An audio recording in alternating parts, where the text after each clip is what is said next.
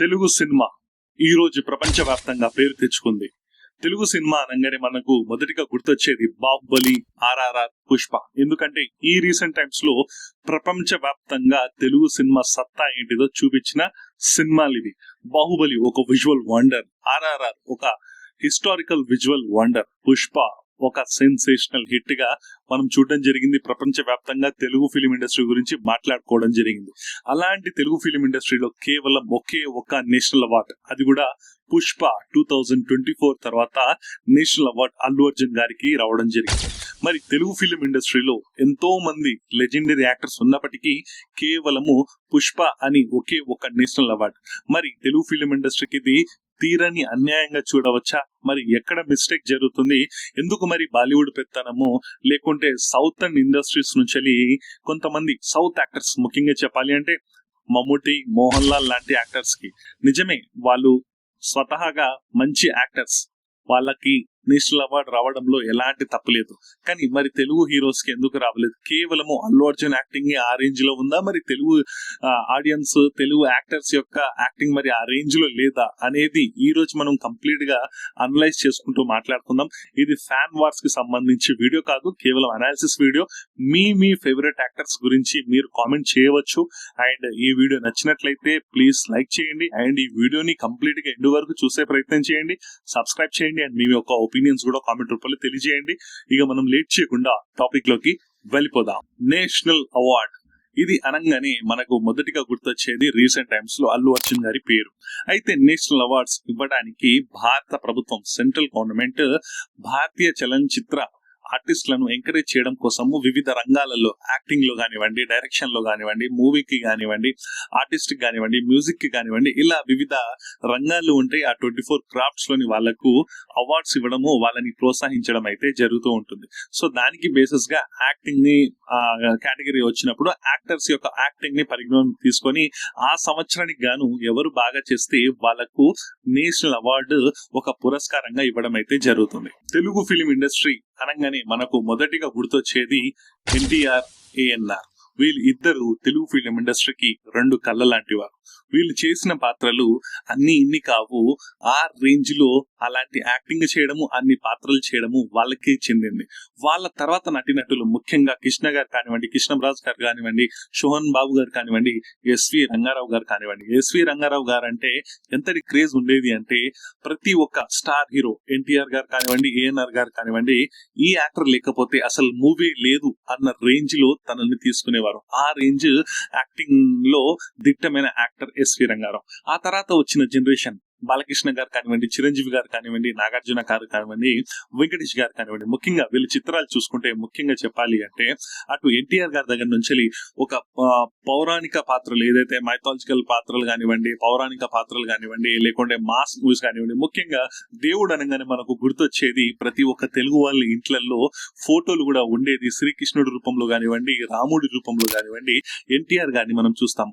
And కర్ణుడిగా ప్రతి ఒక్క historical character NT Ramarao గారిని మనం చూడడం జరిగింది. ఎన్నో క్లాసికల్ మూవీస్ లో చూడడం జరిగింది, ఎన్నో ఫ్యాంటసీ మూవీస్ లో చూడడం జరిగింది ఎన్టీఆర్ గారికి. అన్ని క్యారెక్టర్స్ చేసిన తర్వాత కూడా అయితే వీళ్ళ యాక్టింగ్ స్టార్ట్ చేసినప్పటి నుంచి మధ్య కాలం వరకు ఈ నేషనల్ ఫిలిం అవార్డ్ అనేది అప్పట్లో లేదు. 1970s పీరియడ్ లో దీన్ని ఇంట్రడ్యూస్ చేయడం జరిగింది. అయినప్పటికీ వీళ్ళ యాక్టింగ్ కి గాను చాలా మూవీస్ వచ్చాయి. ఆ తర్వాత కూడా 1980s వరకు కూడా వీళ్ళ రెగ్యులర్ మూవీస్, 80s 90s వరకు కూడా వీళ్ళ రెగ్యులర్ మూవీస్ ఉన్నప్పటికీ వీళ్ళని ఎంకరేజ్ చేయకుండా ఆ టైంలో మరి వీళ్ళకైతే అవార్డు అయితే రాలేదు. ఆ తర్వాత ఏఎన్ఆర్ గారు చూసుకోండి, ఒక వర్సటైల్ యాక్టర్. యాక్టింగ్ అంటేనే ఒక నెక్స్ట్ లెవెల్ కి తీసుకెళ్లిపోయే యాక్టర్. నిజం చెప్పాలంటే దేవదాస్ మూవీలోని యాక్టింగ్ చూసి హిందీ యాక్టర్ దిలీప్ కుమార్ కానివ్వండి, తమిళ యాక్టర్ శివాజీ గణేశన్ కానివ్వండి, మీలాంటి యాక్టింగ్ మేము చేయలేము అని చెప్పి వాళ్ళకు కాంప్లిమెంట్ గా చెప్పడం జరిగింది. దానికి గిఫ్ట్ కూడా ఇవ్వడం జరిగింది ఒక కార్ గా దిలీప్ కుమార్ గారు.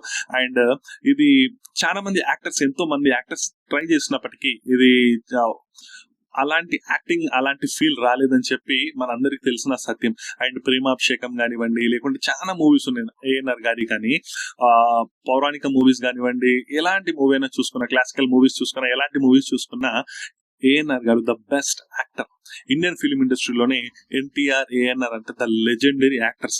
వాళ్ళకి గాను, వాళ్ళ యాక్టింగ్ కి గాను ఇప్పటి వరకు ఎలాంటి అవార్డు అంటే దాదాసాహెబ్ ఫాల్కే అవార్డు అంటే ఫిలిం ఇండస్ట్రీలో ఒక ఆస్కర్ లాగా మనం అనుకుంటాము భారతదేశానికి. అంటే హాలీవుడ్ మూవీస్ కి మనం ఆస్కర్ ఎలాగో ఇండియన్ మూవీస్ కి దాదాసాహెబ్ ఫాల్కే అవార్డు. బట్ అలాంటి అవార్డు అయితే వచ్చింది. ఇక కృష్ణ గారు కానివ్వండి, శోభన్ బాబు గారు కానివ్వండి, కృష్ణంరాజు గారు కానివ్వండి, చాలా విభిన్నమైన పాత్రలు ఉన్నాయి. నిజం చెప్పాలి అంటే ఎన్ని పాత్రలు చేసినా వాళ్ళకి కూడా అలాంటి రికగ్నిషన్ అయితే రాలేదు. ఆ తర్వాత తరం చూసుకున్న బాలకృష్ణ గారు చూసుకున్న, నాగార్జున గారు చూసుకున్న, చిరంజీవి గారు చూసుకున్న, వెంకటేష్ గారు చూసుకున్న, ముఖ్యంగా బాలకృష్ణ గారు భైరవ దీపం లాంటి మూవీస్ లో 2 షేడ్స్ ఉన్న క్యారెక్టర్ ఉంటుంది.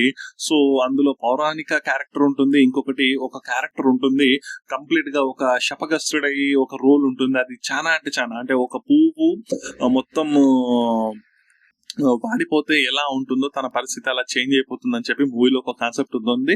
ఆ యాక్టింగ్ అయితే నెక్స్ట్ లెవెల్. అది కానివ్వండి, ఆదిత్య 369 కానివ్వండి, లేకుంటే ఎలాంటి జానర్ అయినా చాలా మూవీస్ చేయడం జరిగింది. శ్రీరామరాజ్యం మూవీ చేయడం కానివ్వండి, ఇలాంటి చాలా మూవీస్ ఉన్నాయి. బాలయ్య గారి కెరియర్ లో అసలు నెంబర్ ఆఫ్ మూవీస్ ఉన్నాయి. బెస్ట్ యాక్టర్ అవార్డు కి నామినేట్ అయ్యి గెలిచేంత సత్తా బాలయ్య గారి మూవీస్ లో చాలా పెద్ద లిస్టే ఉంది. బట్ బాలయ్య గారికి కూడా అన్యాయం జరిగింది. ఇటు చిరంజీవి గారిది చూసుకున్నా కూడా స్వయం కృషి మూవీ కానివ్వండి, లేకుంటే పసివాడి ప్రాణం కానివ్వండి, ఇంకా చాలా రుద్ర వీణ కానివ్వండి, ఆపద్ బాంధవుడు కానివ్వండి, ఇలాంటి చాలా మూవీస్ ఉన్నాయి చిరంజీవి గారి క్యారెక్టర్లు కూడా. సో మంచి యాక్టింగ్ చేసిన రోల్స్ ఉన్న మూవీస్ చాలా ఉన్నాయి.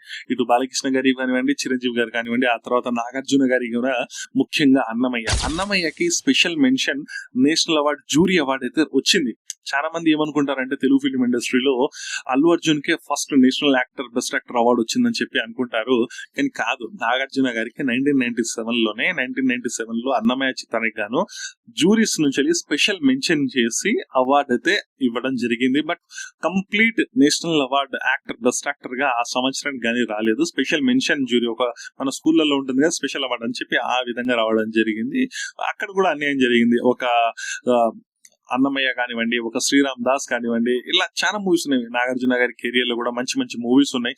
సో నాగార్జున గారికి కూడా ఎలాంటి అవార్డు రాలేదు. వెంకటేష్ గారి చంటి మూవీ కానివ్వండి, ఇంకా వెంకటేష్ గారి యాక్టింగ్ కి చాలా మంది నేచురల్ యాక్టింగ్ ఉంటుంది. మరి కంప్లీట్ యాక్టర్ అని చెప్పి మనం చెప్పలేం, కానీ నేచురల్ యాక్టింగ్ ఉంటుంది. చంటిలో చాలా మంచి యాక్టింగ్ ఉంటుంది.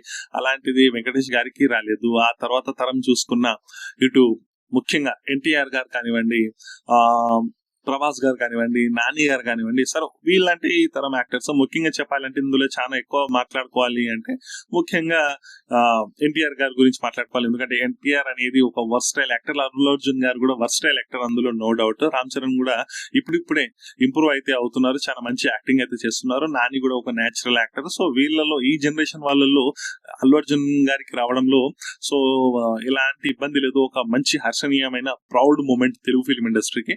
బట్ ఇంతమంది యాక్టర్స్, ఇంత పెద్ద ఫేస్ పెట్టుకుని కూడా తెలుగు ఫిల్మ్ ఇండస్ట్రీకి ఒకే ఒక అవార్డు. దానికి రీజన్ మరి ఏంటి అంటే దీన్ని అణిచివేతగా చూడొచ్చా? ఎందుకంటే మలయాళంలో మనము Mohan Lal no doubt versatile actor, phenomenal actor. Mammootty గారు no doubt versatile actor, phenomenal actor.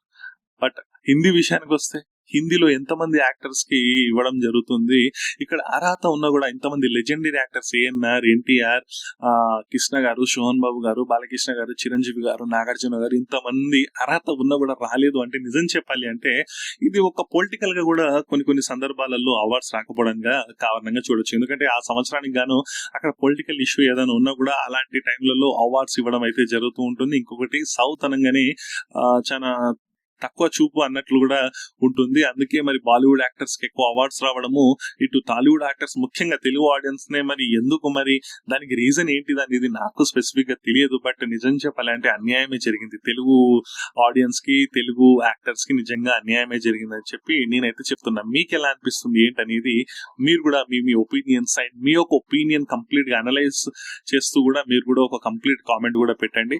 ఈ వీడియో నచ్చినట్లయితే ప్లీజ్ లైక్ చేయండి, షేర్ చేయండి, సబ్స్క్రైబ్ చేయండి. అండ్ మీ ఫేవరెట్ యాక్టర్స్ గురించి మీరు డెఫినెట్ గా కామెంట్ రూపంలో తెలియజేయండి. ఈ వీడియోకి ఇంతే గైస్. నెక్స్ట్ మరొక ఇంట్రెస్టింగ్ వీడియోతో మళ్ళీ మీ ముందుకు వస్తా. అంతటి వరకు by bye friends, signing off.